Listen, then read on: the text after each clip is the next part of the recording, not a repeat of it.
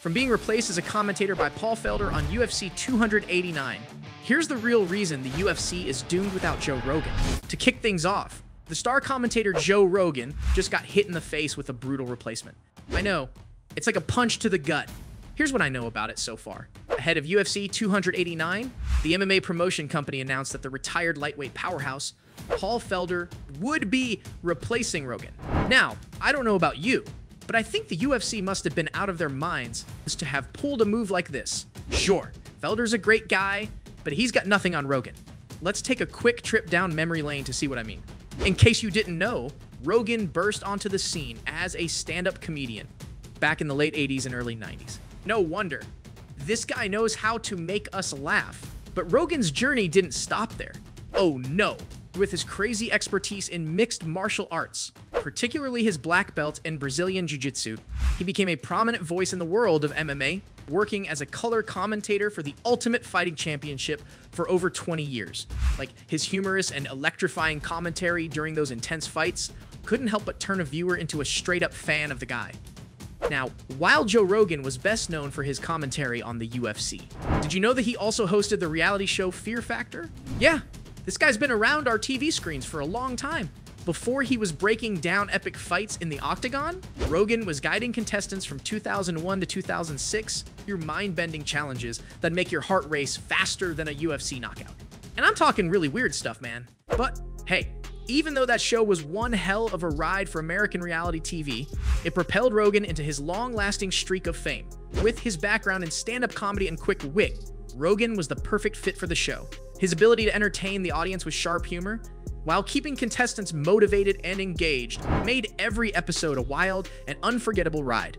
From eating bizarre foods to facing their deepest fears, Rogan was there cheering on the participants and providing a comforting presence. He became a trusted figure, someone you'd want in your corner when things got intense. But it didn't stop there.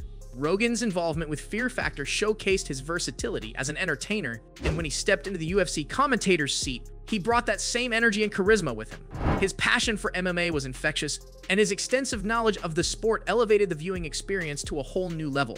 Whether he was breaking down techniques, unraveling fighter strategies, or sharing captivating stories during interviews, Rogan had a weird ability to connect with both hardcore fans and newcomers alike. As the voice of the UFC, Rogan became an essential part of the promotion's success.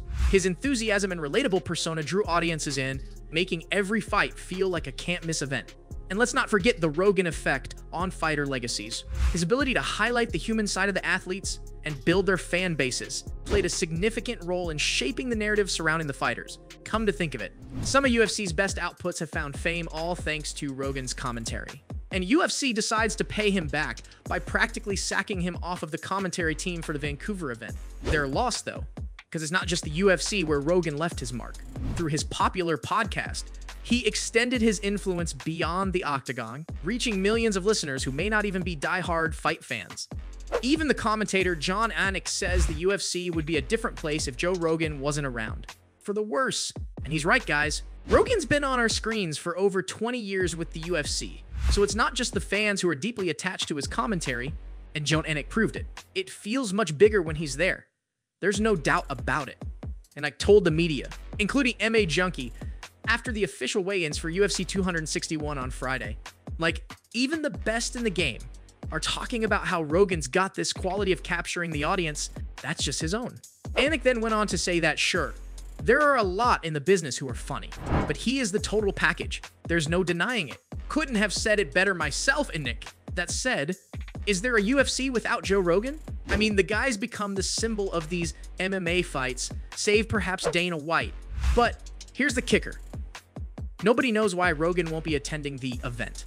Like, is there some crazy under-the-rug beef that we're just not being told about?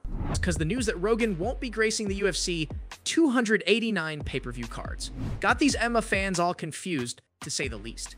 The mystery deepens, leaving us on the edge of our seats, wondering what could keep the iconic comedian commentator away. But hold on tight, fight enthusiasts, because this ain't the first rodeo for Paul Felder. He's a seasoned pro, having stepped in for Rogan on multiple occasions in the past. It's like a twist of fate. as if destiny had prepared him for this moment. But here's the real shocker. UFC 289 is not only Rogan's absence, but also marks the promotion's first card in Canada since the pre-COVID era. Can you believe it? It's like a thunderclap of excitement and anticipation, electrifying the atmosphere. The Octagon is returning to Canadian soil, stirring up memories of past epic showdowns. And let's not forget the explosive history of UFC in Vancouver. The last time they rolled into town, it was a blood-pumping night of chaos and glory. Justin Gaethje and Donald Cerrone headlined the event, delivering an earth-shattering clash that left everyone breathless. Gaethje's lightning-fast TK victory in the first round sent shockwaves through the arena, forever burning that moment into MMA folklore. Joe's conversations with all these athletes provided a platform for them to share their stories and expose the sport to a wider audience, helping fuel its growth. Whether he's guiding contestants through their worst fears or hyping up a championship bout, Rogan's infectious energy, knowledge, and ability to connect with the audience make him an irreplaceable figure in the entertainment world. And when Rogan's podcast, The Joe Rogan Experience, launched, it was a total game changer. And boy, the UFC's shocker move is about to cost them quite a pretty penny.